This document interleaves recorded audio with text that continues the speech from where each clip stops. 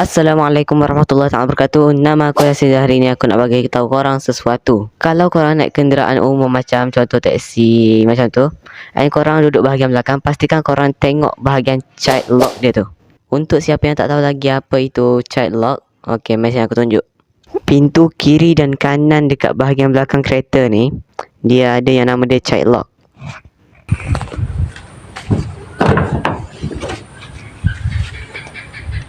Ini nama dia. Kenapa aku cakap korang kena check dulu child lock dia ni? Sebab kalau child lock tu dalam keadaan terkunci, korang takkan dapat buka pintu dari dalam kereta. Okey, mungkin ada yang tak faham, jadi jom kita try. Okey, kita akan try kunci. Okey, sekarang dah terkunci kan? Okey, jom kita masuk kereta dan kita try buka. Okey, kita akan cuba untuk buka. Tak boleh, geng. Takkan boleh. Ini tandanya kunci kita dah terbuka. Cuma disebabkan kita dah kunci dah tadi, yang child lock tu, kita takkan boleh buka.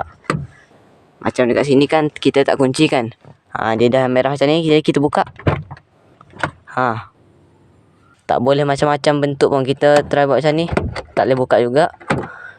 Tak boleh buka juga. Tapi walaupun kita tak boleh nak buka dari dalam, kita boleh buka dari luar. Okey, ni kan masih terkunci kan? Macam ni tak boleh. Macam ni pun tak boleh. Kita akan try keluar.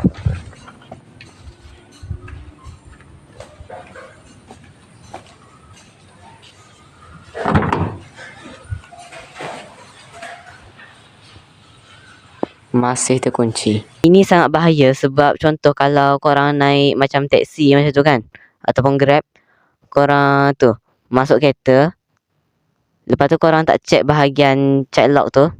Lepas tu bila abang yang bawa kereta tu dia pergi contoh macam colek korang ke, dia bawa pergi tempat lain, lepas tu bila korang nak lari, korang tak boleh buka pintu. Sebab apa? Child lock dia terkunci. Okey, sekarang ni mungkin ada beberapa yang tertanya-tanya lah, kenapa ada orang buat fitur macam ni, macam mempermudahkan orang jahat nak culik orang macam tu kan. Sebenarnya child lock ni dia buat untuk keselamatan budak-budak.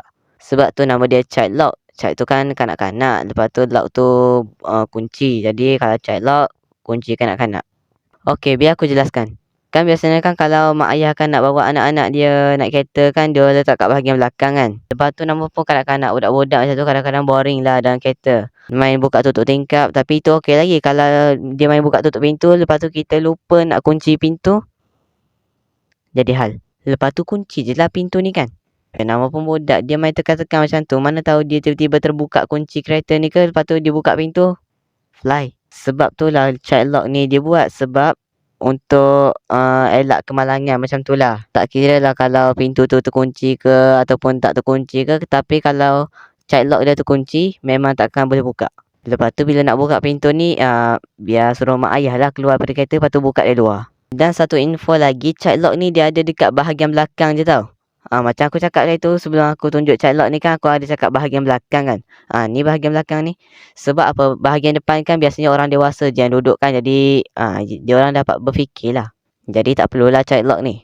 And satu lagi, child lock ni dia ada dekat kereta yang zaman-zaman sekarang, kereta moden macam tu. Kalau kau tengok dekat kereta lama, aslinya tak ada. So child lock ni dia dibuat untuk keselamatan. Cuma disalahgunakan oleh orang-orang yang mempunyai niat jahat.